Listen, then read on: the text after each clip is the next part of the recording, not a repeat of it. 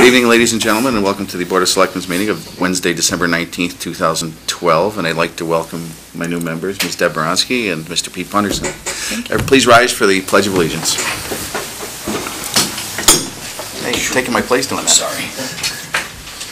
I pledge allegiance to the flag of the United States of America and to the republic for which it stands, one nation, under God, indivisible, with liberty and justice for all. To begin, in accordance with Massachusetts General Law 30A, subchapter S 20C, I want to make note that LCAT is taping this, and we're also taping this for the Board of Selectmen. I have to ask if anyone else in the room is taping the meeting. Chris from the Reminder is taping the meeting. Let's proceed. Our first item of new business, let's see, we might as well do the reorganization of the board. I'd like to ask for any motions, if there's any motions.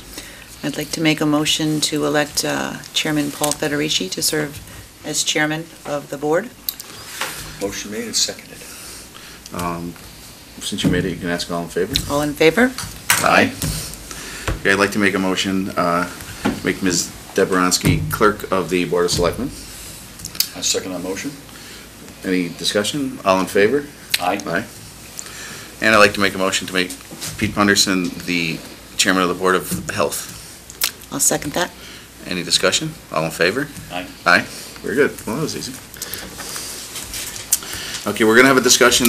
Nick will be giving us the various liaison appointments for the different departments in town, and we'll be getting those tomorrow, and we'll be going over those at our next meeting, which is a week from, or actually the day after Christmas.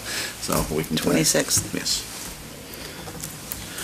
The next point, well, actually, we can hold off on that. I'd like to bring, let's see, where can we start? Do we want to swear in the new candidates? Would that be? Invite up Tom Florence, our esteemed town clerk, town treasurer. Good.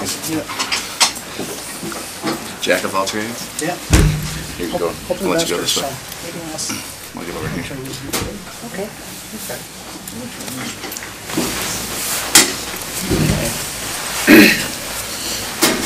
So I can raise your right hand. Do you, Peter Punderson and Deborah Boronsky, solemnly swear that you will faithfully and impartially discharge and perform all the duties incumbent upon you as members of the East Longmeadow Board of Selectmen in accordance with the bylaws of the town of East Longmeadow and the laws of the Commonwealth of Massachusetts? Yes, I do. I do. Congratulations. Thank you very much. Thanks, Thank Mr. you very Florence. much. Thank you. Congratulations. Thanks, Deb. Thank you very much. Good job, Paul. You did a fine job yesterday. Thank you, appreciate it. All three of us? Okay. All four of us? Four and the board. I'll take one, then I'll leave.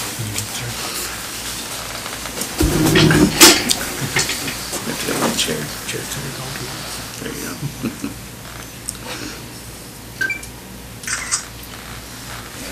And that stick out. And you stick it.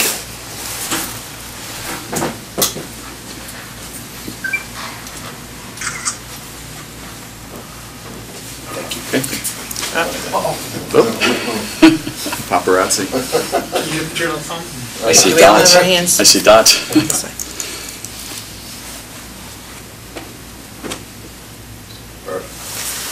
Boy, that doesn't flash or anything. It's a fancy one. Okay. Next, I'd like to invite the police chief up to discuss an occurrence that happened today in town. Sir. All right, congratulations. Thank you, sir. Congratulations. Thanks. Okay, I didn't rip the chair, it was already ripped. Check your budget. Gotta recover the chairs. This afternoon at 2 o'clock, we received a 911 call from Birchland Middle School. They had received a telephone threat that there was a bomb in the school. The police department responded, and fire department, staff from the school department were there. Superintendent Smith, Chief Morissette, myself, were down to the school. it couldn't have been at a worse time, as it just preceded the dismissal of the school. So there's kids out of the classrooms, their lockers, hallways, buses, parents, car lines, everything was forming up and pulling in there. We had some problems trying to get down there to get by the buses to respond to the school itself. A little chaotic, to say the least. Fortunately, we moved the buses, we moved the kids down. They were picked up in Hanward Hill. Other children were placed over at the Maple Shade School for rides and for bus pickup over there. State police arrived with a bomb dog. We did a walkthrough of the school. We completed that roughly about 4:30 and secured everything. I believe Superintendent Smith has done a robocall out to all the school parents and people in town about what happened today. We're following up some investigations. We're still investigating this incident. We have some information that we're working on, and we'll try to find who was involved in this incident. No device was found in there. There was some erroneous information that was out there. Social media is good and bad in some circumstances, in that if it's the wrong information, it spreads like wildfire. If it's the right information, no one seems to read it. In this case here, there was wording was that there was a message that was left either on a mirror or on a bathroom stall. No such message was found or seen. We got hold of the news media that had a website article on that. The Reminder, in fact, had posted, did not post that information. They posted what they knew, and was that a bomb threat was called in. That was it, and that's all we had given out. We were attributed as to making that statement about this message being left there, which we did not do. The media then took that down. So, but it's amazing, as there's 12 responses already to that one statement. So, just multiply that by how many others didn't respond but read it. So we just want to try to put people's minds to rest that the schools are safe. I've been in discussion with the superintendent. We had a leadership meeting on Tuesday at the school. I know some people said there was a large presence. We do normally have at least 3 officers when school's in session at the polls. We had a 4th just to make sure that there was no transfer of residents accidentally going down the wrong corridor into the classroom area or into the class side where the studies were taking place. And a couple other cruisers were there because we're involved in leadership meetings. So it did look like there was an encampment of sorts, but it was not. We've had some very good discussions. We're working on additional training to bring the personnel up to speed, as well as with the school administrative staff and teachers to understand what our role is. God forbid an incident that happened in Newtown occurs in this community. So that's where we're at. We'll do our best. There is school tomorrow. By all means, send your children to school. They should be safe. They will be safe. Great.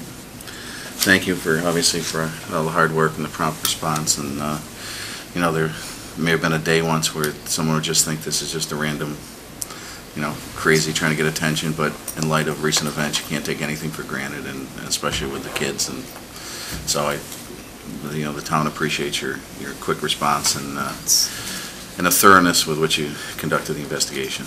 No, it's the officers I have working for me, along with the fire personnel and the school department. Job number 1 is the safety of everybody in this town. We'll do the best we can to ensure that. May I ask, we'll continue to investigate and try to find out where that call came from? We have the means to do that, obviously. Yes, we have that. We've been in contact with other Good. Authorities that were helping us immensely, and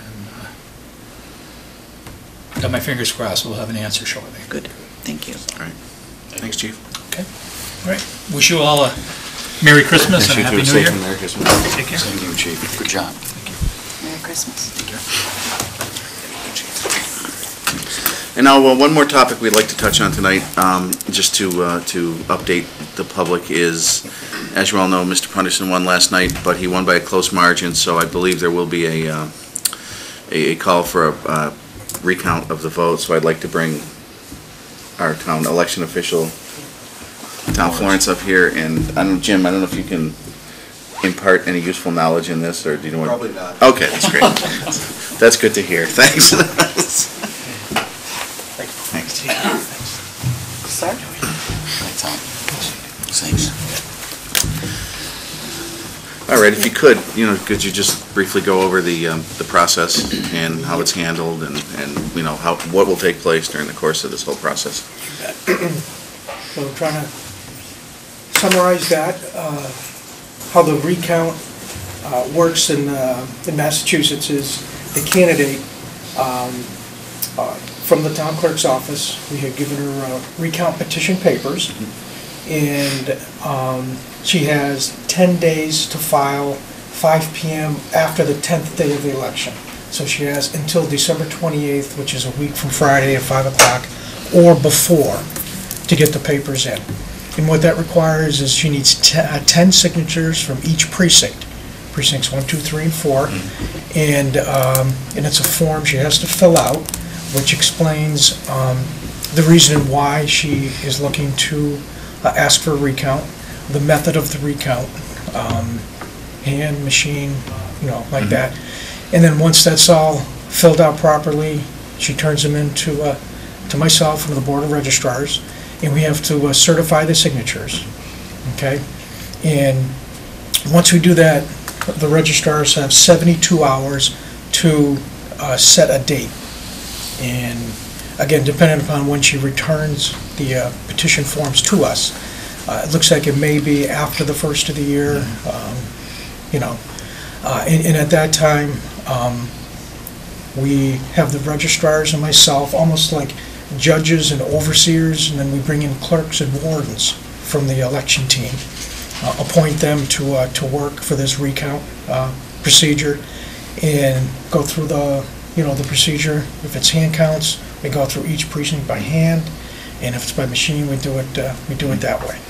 Okay. And we have to have a police officer present. We have to have town council present, and the candidate can be there, and it is open to the public. Okay. So, and again, in my 10 years here, we haven't had one, but we've always try to get educated just in case there's going to be one. And as I said, with a year of 7 elections, it comes right down to... Why not a recount? Why not a recount? I was going to say, we've been doing a lot of new stuff this year. Yeah, exactly. I'm just out of curiosity, this is, everyone's entitled to a stupid question, and this is mine for the day. I assume the ballots are secured somewhere? They're very secured. Okay. Yeah, they're locked. They're not on top of your Labels. drawer? Oh, no. No, that's true. And with the election law, they're secured at the polling location, and they're not to be touched, for obvious reasons, that they're Right. not touched in case of a recount, and this is what's happening now. Yeah. So they're secured in the vault, all, Right. they can't be touched until the day of the election, Very good. of the election of the Okay, recount. so, yeah. Great. That's May I right. ask, Sure. does this hinder in any way our ability to operate as we are, as a board? We've been sworn in, we can make decisions and No, great everything. question. Yeah, and that's a question I did present to our representative from Secretary of State's office, and he said, by all means, people get sworn in, you conduct business, and it shouldn't adhere Good. anything that you guys do as a board. Great. Great. Thank you very much. Okay, Thanks, Tom. my pleasure. Thanks, Tom. Thank you, guys. Have a good Christmas. Happy holidays. You too. Thought you were down there. Next holidays, happy holidays. Okay, next item is a note, our next board meeting is Wednesday, December 26th at 6 PM. Now, Nick, I notice you've got their Council on Aging. Is there a planning board meeting here that There's day? there's a Conservation Commission meeting here, and the question was whether or not, it looks like that meeting will be held, so we'll be at the board, In will the be media at room? the The council. boardroom or the media room? It'll be in the media room in the Council on Okay, Aging. Great, thank you.